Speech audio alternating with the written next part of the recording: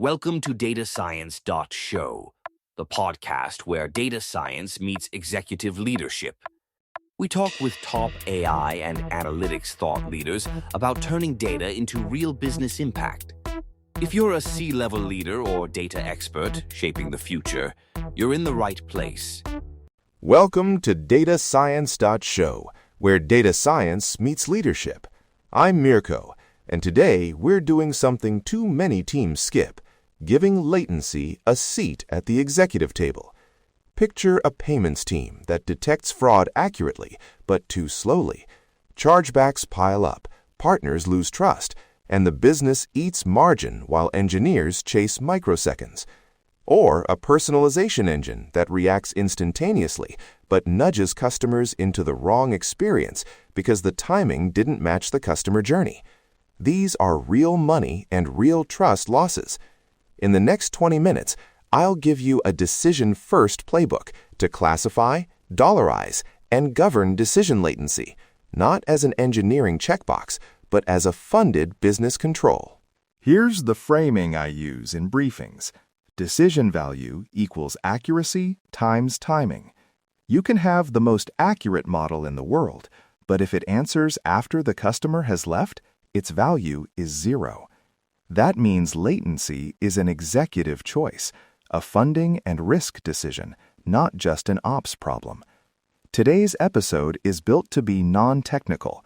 You'll get a taxonomy, a way to translate milliseconds into dollars, a template for latency budgets and SLOs, architectural patterns to match business tempo, contract levers for procurement, an operational runbook for breaches, and a 90-day pilot blueprint you can run next quarter.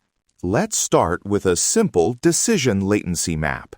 Think in 4 tempo bands: real-time, milliseconds to seconds, used for things like fraud blocking, trading, or safety-critical controls; near real-time, seconds to minutes, good for personalization, pricing adjustments, or session-based decisions; human-assisted, minutes to hours, where a human reviews or augments a decision, like complex customer support or compliance escalations; and batch, hours to days, useful for reporting, monthly risk scoring, or long-horizon optimization.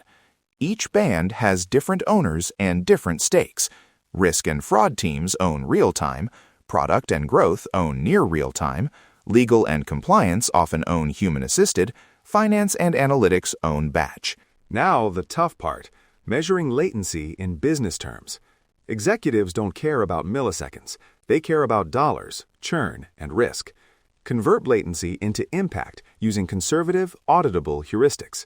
For example, take a fraud decision that's currently 5 seconds on average.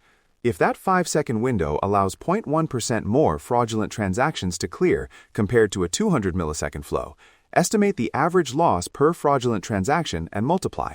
That's a recurring monthly leakage number. For personalization, measure conversion or retention delta as a function of delay. Create a decay curve. How does conversion probability fall off as you add seconds? For detection to decision cost, include the cost of investigation, customer support contact, and partner penalties.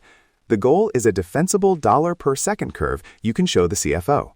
From measurement flows naturally to latency budgets and SLO design. Think of a latency budget as a funded tolerance window tied to an SLO, a maximum median plus a tail objective and a remediation runway. Practical rules. Set a primary latency SLO tied to business impact. For instance, 95th percentile under X milliseconds equals an acceptable revenue hit of Y per month. Add an error latency trade-off band. If you reduce latency, how much accuracy or coverage are you willing to lose? Define confidence bands and a sampling cadence. You don't need every event at day 1. Sample conservatively to validate signal quality. Finally, require a 30-day reconciliation window before you make funding changes permanent. Treat the first pass as decision support, not a procurement hammer. Architecturally, pick patterns that respect the tempo you budgeted. For real-time flows, favor synchronous paths with minimal hops, small in-memory caches, and pre-computed features. For near real-time, consider asynchronous queues with bounded retries, smart batching, and canary buffering to smooth spikes. For human-assisted decisions, build an obvious escalation channel and a fast path fallback for low-risk cases so the business isn't blocked. Design degraded mode defaults. If an expensive feature set fails or exceeds budget, fall back to a safe heuristic with known RPV impact. Canary and pilot with synthetic traffic to validate tail behavior before you flip the switch. And always instrument back pressure and observable cues. Unknown weights are the worst enemy here. Don't forget procurement and contracts. If latency matters to your product, bake it into SLAs. Require measurable latency exports, define measurement methodology, and include remediation clauses that are about runway and capacity, not just penalties. Ask vendors for attested 95th and 99th percentile latency metrics under load profiles you own. Prefer remediation credits and forced remediation plans over pure monetary penalties. Penalties look good on paper, but rarely fix recurring architecture gaps. And include a verification clause. Your team must be able to reproduce vendor claims with an agreed test harness within a 30-day window. Operationally, you need an explicit runbook and named owners. Who owns a latency breach? Name the decision owner, the engineering on-call, and the business escalation lead. Define decision gates, a 4-hour containment play for urgent high-impact breaches, a 72-hour remediation roadmap for repeated incidents, and a board brief if monthly impact crosses a threshold. Use a funding request template. State the problem, present the latency to dollar mapping, propose the short-term runway cost, and list the expected ROI within 90 days. This keeps the conversation focused on measurable funding and not abstract engineering work. Now, the pilot, a 30 to 90-day blueprint you can run next quarter. Pick one high-value decision flow, something with clear volume, a measurable outcome, and cross-functional owners. Payments, fraud, checkout personalization are good candidates. Week 0 to 2, instrument the flow and validate telemetry. Sample events conservatively and sanity check the decay curves. Week 3 to 6, run controlled load tests and set a provisional latency budget and SLO. Week 7 to 10, pilot remediation patterns, maybe a degraded fallback or queue resizing, and measure delta. Week 11 to 12, formalize the SLO, prepare a one-page board brief with dollarized impact, and recommend funding or protective exceptions. Keep the pilot small, audit-ready, and executive-focused. Before we close, 3 executive actions to take this week. 1. Pick the single decision flow you'll pilot and name the executive sponsor. 2. Ask for a conservative latency to dollar estimate from your analytics team and demand a 30-day reconciliation window before any permanent funding is changed. 3.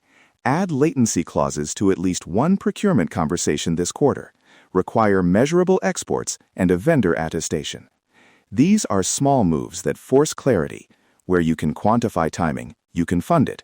And where you fund it, you can control it. 1-minute summary. Latency matters because timing multiplies accuracy into value. Treat latency as a funded budget with SLOs. Use conservative dollarization heuristics. Choose architecture that matches tempo. Embed clauses in procurement. Build a clear operational runbook, and start with a 30-90-day pilot. If you want the one-page latency budget template I mentioned, subscribe to datascience.show. I'll make it available to subscribers so you can brief the board next week. That's the difference between models and value. Thanks for listening to datascience.show. If you found value in this episode, subscribe, share it with your network, and join us next time as we explore how data science drives smarter decisions and better business outcomes.